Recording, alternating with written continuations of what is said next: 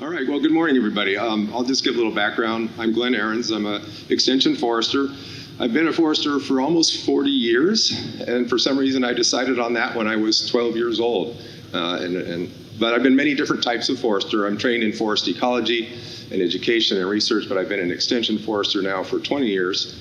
And my basic job is to take the knowledge from the university and make it useful to people in maintaining, sustaining, and expanding benefits from forests, kind of wherever they are. Woodland owners are a real common audience for me, but also educators such as yourselves. But I've been focusing a lot on climate change lately because in order to keep our forests healthy and sustain forests, which is one of our main goals, we really have to understand what's happening, what's coming, and how forests might adapt and how we might help them. So I think that's why they asked me to be here today. Okay, please do. Yeah, okay. So thinking about Oregon, go ahead and click it again. We have about 30 million acres of forests in Oregon. It's about half of the state land area. And if you look at the role of forests, hopefully you all as teachers have kind of already learned a bit and explored how important forests could be in terms of mitigating climate change. Of course, plants and forests and trees, they take carbon dioxide out of the atmosphere. And they store a lot of it. Forests in the Northwest are some of the highest carbon density forests in the world for storing carbon, as well as all the other things that forests do. One of the things, though, about the ability of the forest to do that is it has to adapt to climate change. So if the climate change reduces the forest health or they decline, then obviously they're not going to be able or as good at mitigating climate change by fixing and storing carbon. And so really the role of the forests are going to be determined by their ability to adapt. And then we have a huge role because obviously we're changing and managing the forest with a lot of things that we do, intentionally or otherwise. So, we can either help or hinder the forest's ability to adapt and then to mitigate climate change by storing carbon and that kind of thing. Go ahead. So I'm basically covering the bases that Ricky talked about, talking a bit about the role of forests and the impacts biologically of climate change on forests, the impacts in terms of the economy. Forests in Oregon, of course, are really hugely important to all of us in our lives in many ways, but the utilization and the economic side is pretty important in Oregon, more than most states in the country. And also then look at how we might help forests adapt if we can, and then the role of what we do and what forests do to mitigate climate change. Go ahead.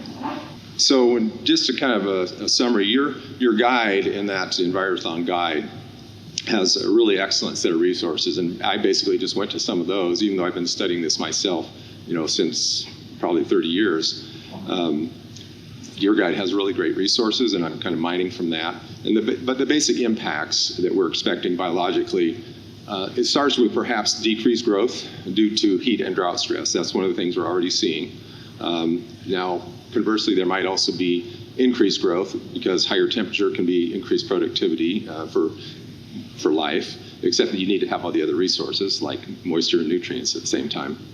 But clearly, we're worried about drought and heat stress, and we're seeing some of those impacts. Then there's an interaction. So a lot of times when trees are dying, if you ask a forest health specialist, what's killing my tree, it's almost always an interaction. And the climate stress is a trigger, and then insects and diseases often take advantage of weakened trees. So we're seeing a lot of that. And then, of course, in terms of fire, we all know too well recently the devastating impacts of increased fire, more severe fire, and that's something that we expect to see more of with climate change in forests. There's another issue about invasive species. How many of you have to deal with invasive species in your lives? Everyone should be raising their hand because they're here, and they're often taking over large areas of land or interfering with our native ecosystems and their normal, functioning. So that might be increasing with climate change as well. Unfortunately, the invasives can often take advantage of the stresses on the other natives, their competitors. And another thing that's really harder to really understand and get a handle on is how the forest may shift. 15,000 years ago, at the end of the last ice age, this area here was more like a subalpine forest with the species you'd see up there. And in the last 6,000 years, we've had a climate that has really encouraged the kind of forest we see today, but it's changing so fast. And how is that going to shift as things move up in elevation with warming and lower elevations get warmer and drier, and we have new forest types. So understanding that and how fast that's going to happen is a big part of how we might or might not help forests adapt to climate change. So as an example, I can't go into too much depth, but unfortunately we see, and can help but see, those of you from Southern Oregon, Douglas fir is dying in many certain areas of the habitats on the south-facing slopes or warmer, drier environments. A lot of our forests were growing up in the last 100 years in a more cool, moist climate phase. And that has changed, and the last 10 years in particular has been particularly hot and dry. So we're seeing pretty large areas of Douglas fir dying out in Southern Oregon. Next slide.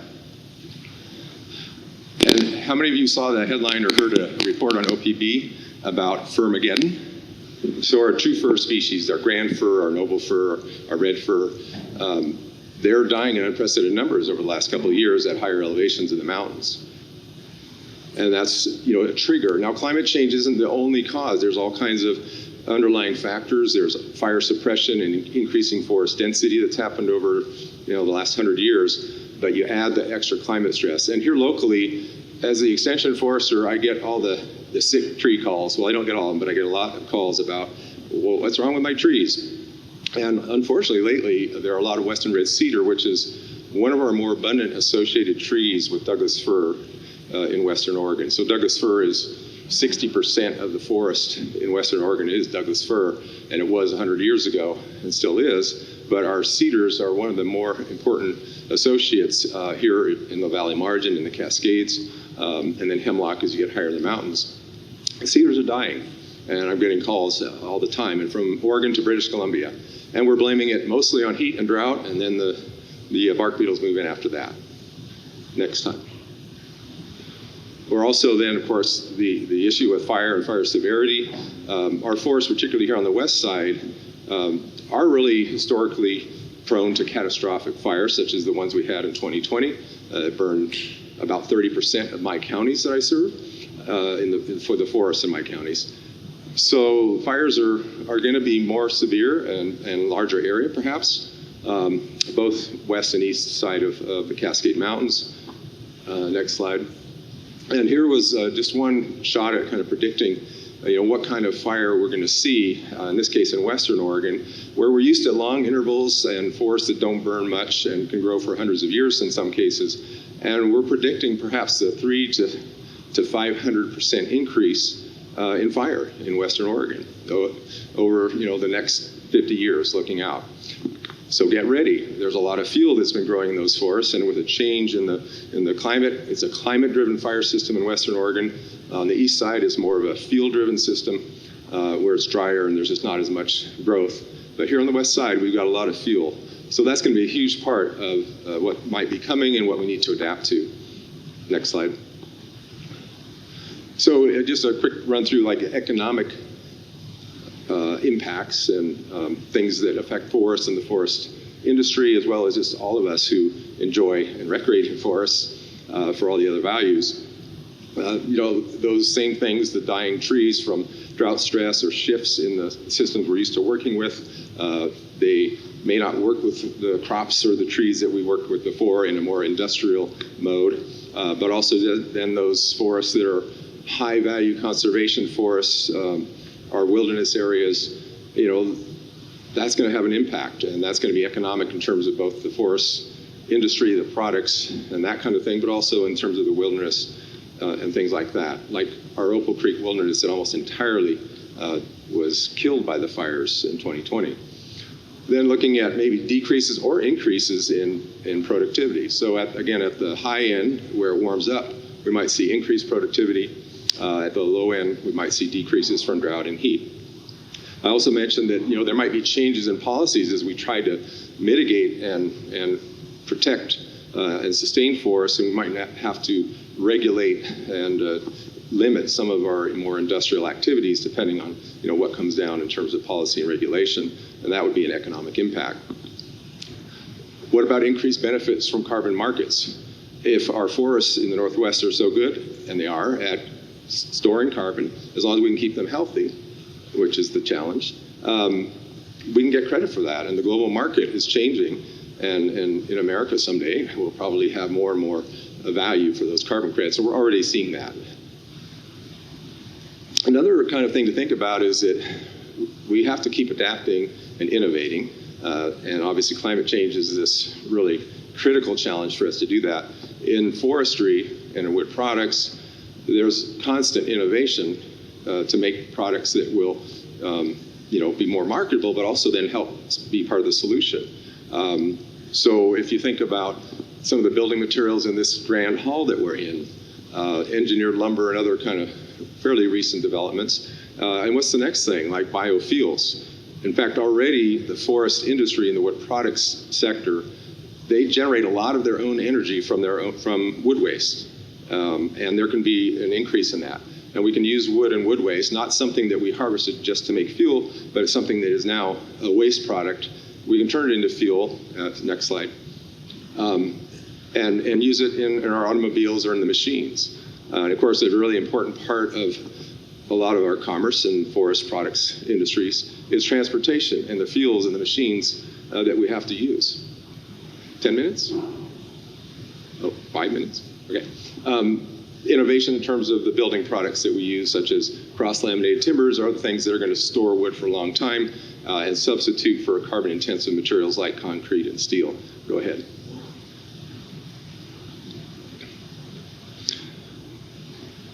And so we actually can make drop-in jet fuel out of wood waste, and we already know how. It's not financially feasible right now, but if the global marketplace changes and fossil fuels become less competitive or available, we can make our own fuel from wood. Next slide. So in terms of adapting forests to climate change, this is a huge area of work for me as a forester. How do we keep forests healthy? How do we manage them in a way that they can thrive and continue to mitigate climate change through their carbon fixation? We have a lot of different methods, and I'm not going to get into much of them, but that's something for your students and you to really dive deep into. Like thinning to reduce stress and favor tree vigor. That's one of the major things that we do. Favoring drought-tolerant species. Now, here's a tricky one. Do we start planting something that doesn't live here now that we think will be adapted later? Like, could we move redwoods up from California to Oregon? Or do we even move Douglas fir from Roseburg to Portland because Douglas fir is very adapted to its local climate and that climate is changing, so let's move it north. Those are things that foresters and scientists are studying and trying. Increasing forest diversity is a big part. Don't put all your eggs in one basket. Restoring the landscape level resilience to fire. Next slide. So if you look at this landscape, this forest landscape near Roseburg, actually, all of these forests are being managed in one way or the other, and we're hoping that forest scientists and foresters can find ways to manage them so that they're going to be more healthy, continue to sustain the benefits, including climate change mitigation. Next slide. This comes from one of the resources, the Oregon Forest Carbon Plan that is in your packet there. All lands restoration, if we can really work at a landscape level to change forests and their resilience and their ability to thrive in changing climate, as well as then continue to mitigate climate change. Next slide. The big one is, how we make a forest more resilient to fire. And there's all kinds of work being done there in different environments. The east side is very different from the west side. Dry forests, wet forests, in between. But a lot of forests almost all of our forests are driven by fire. And we can change the way fire behaves by managing the fuels so that we have less severe fire, even though we will have more fire. This one here, you think about Smokey Bear, which is an old paradigm. Give them a drip torch and do some prescribed burning. Click again. Which actually we could then look at traditional ecological knowledge of the Native Americans who used to manage our forests with fire almost every year and maintained a very different type of forest than we have now in many areas. So we could learn a lot from other cultures and other ways of managing fire and fuels in the forest. Next slide. Now, a big part of this is that it's not just out there. The forest is not out there. The tree in your yard, the tree in your town, the canopy, this is Corvallis here. in the fall. That urban forest is a huge part of the solution, and it's also a part of mitigating the impacts on us. And also there's neighborhoods that don't have trees, or lower income or different communities that could use help with getting the urban forest restored and taking part in understanding why that's important and helping with that. So urban forests are a huge part of the solution, and they will function as a forest and mitigate climate change, but they also make our lives more comfortable, save water and energy, and keep us cooler in the summer and warmer in the winter. So then when we think, all these solutions that we might have for managing, we're talking about farms and farm crops and forests. We're trying to keep a fairly small set of native species healthy through the future. We can't necessarily change all the species very quickly, but preventing the loss of forests and not converting land to non-forest. Is that 5 minutes? Very good. Not converting land to non-forest is like one of the #1 things to do. Don't deforest, and then plant more forests back, and plant forests where they used to be. Maybe plant forests where they haven't been in a long time, but they could thrive. And then manage forests to store carbon in the long term. And so that's a huge and deep area of how do we do that?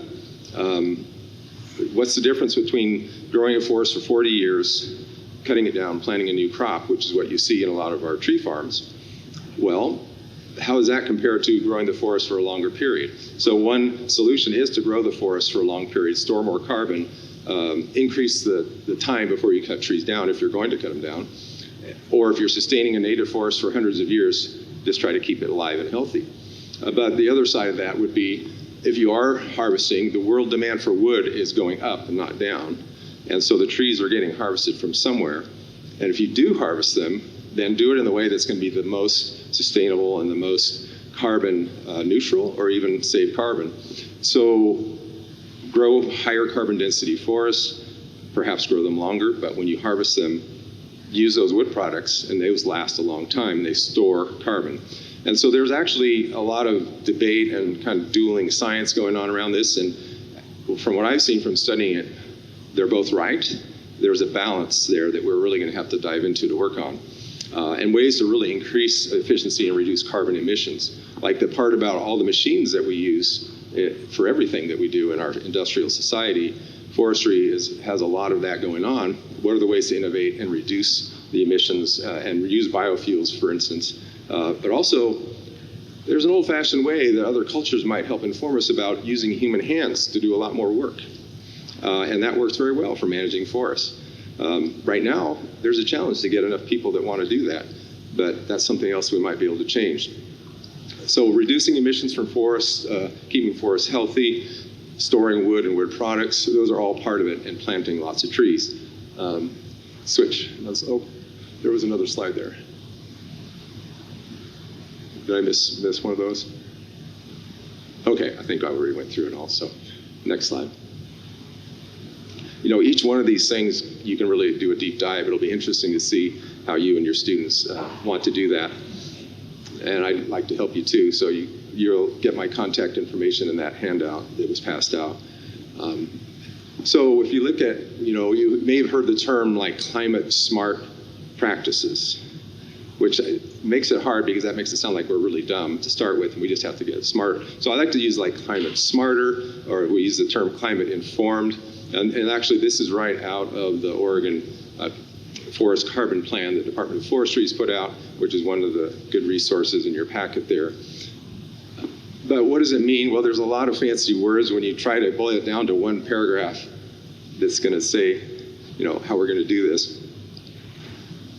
Establish a transition to a more sustainable, more carbon neutral or carbon storing forestry. Boy, there's a lot of facets to that, but we have a lot of great ideas and a lot of, informed by science approaches to doing that. Next slide. But I kind of want to end with looking at how we're going to do it, and a lot of it depends on all these things that we have to learn and explore and decide how to do things. A lot of it depends on policy, it depends on informed decision making, and so as educators, we want our students, whether they're young or old, most of my students are adults, like you all. How do we have a more informed group of folks that are going to help inform policy, and then the forest scientists and the forest managers, the natural resource leaders, well, there they are, some of them. We do a lot of outdoor education. That's where I luckily get in on a lot of the youth education I do, is when they come to the forest and then we're out learning together. This happens to be at our Hopkins demonstration forest up the road about half an hour. Invite you all to come there if you're in the neighborhood, and we have a lot of events. But the message is, if you go ahead and switch slides, you know, it's never been more important to really engage youth in natural resource education. I like to do it outdoors as much as possible, but obviously you all have to do it indoors a lot. And we need to really have more people that are informed across the diversity of our communities, not just the traditional forestry people and policymakers, but everyone understanding this and weighing in on the policies and informing those policies. And then hopefully a few of you and the few of the people you teach will become leaders and help us with this deeper dive into how we manage forests to sustain them, keep them healthy, adapting to climate change, and then mitigating climate change. So that's my message, my pep talk. So hopefully I can help you see that path, and we'll get a few natural resource leaders from amongst you and your students.